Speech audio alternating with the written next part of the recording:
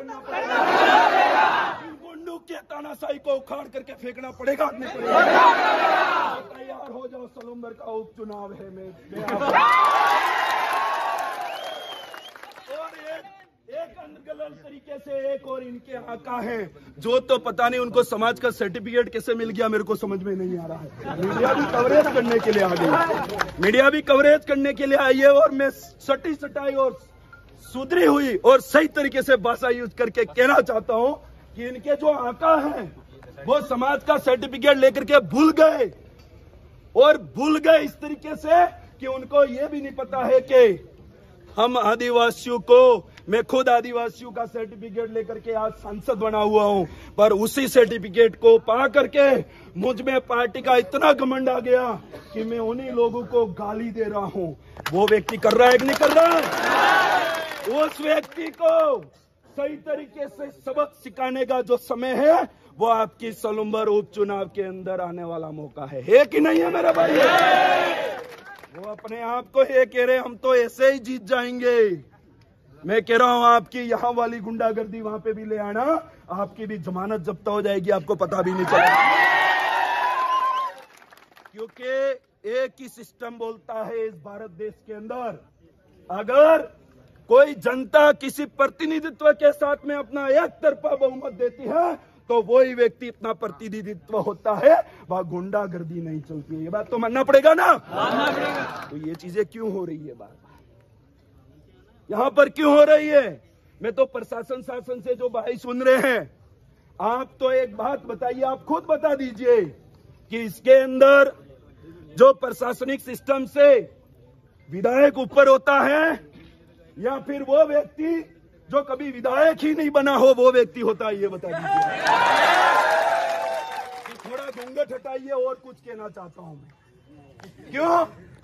क्योंकि वहां पर उस प्रोग्राम के अंदर जिला स्तरीय 68वीं कुश्ती का जो प्रोग्राम का जो आयोजन था और उद्घाटन था, उसके अंदर एक विधायक सर्वोच्च अधिकारिक होता है उसका, या फिर वहां के सरपंच और प्रधान होते हैं? ये मैं आपसे पूछना चाहता हूं मेरे भाइयों। ये प्रशासन को आपको वो करना है, आप कर सकते थे। आपको पता है यहाँ पर इस तरीके से चीजें हो सकती है, तो किसी को उसके ऊपर बिठा करके किसी को यह कह सकते थे, एक मुख्य अतिथि आप हो सकते हैं, आप विशिष्ट अतिथि हो सकते हैं, आप अध्यक्षता कर सकते हैं, ऐसा करके कर सकते थे।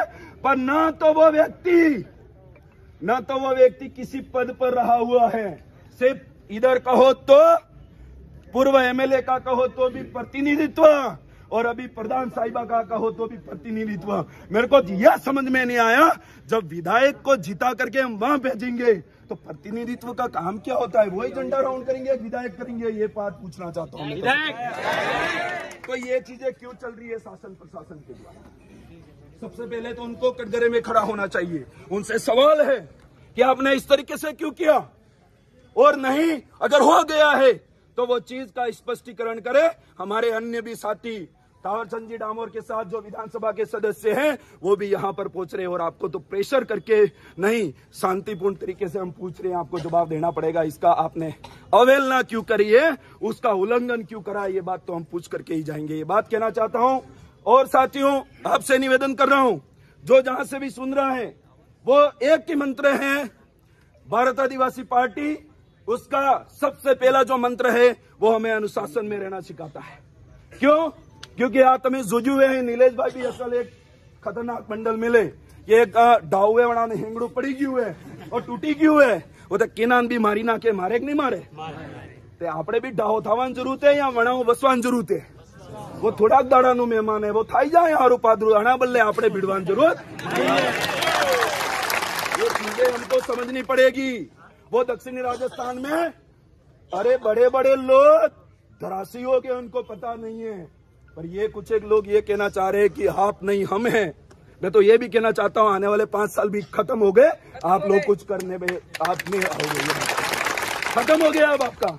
हमको लगता था कि इनके यहाँ के जो पूर्व विधायक थे सम्माननीय थे हमारे सबके लिए, और कभी भी इस तरीके की अनगरल चीजें नहीं करी। करी क्या उन्होंने? और उनको भी नहीं पता है, आज उनकी आत्मा को भी दुख हो रहा है कि मैंने एक बेटा प्रतिनिधित्व करने के लिए नहीं, पर वहां पर तो गुंडागर्दी चल रही है। ये चीजें सामने आ गई है।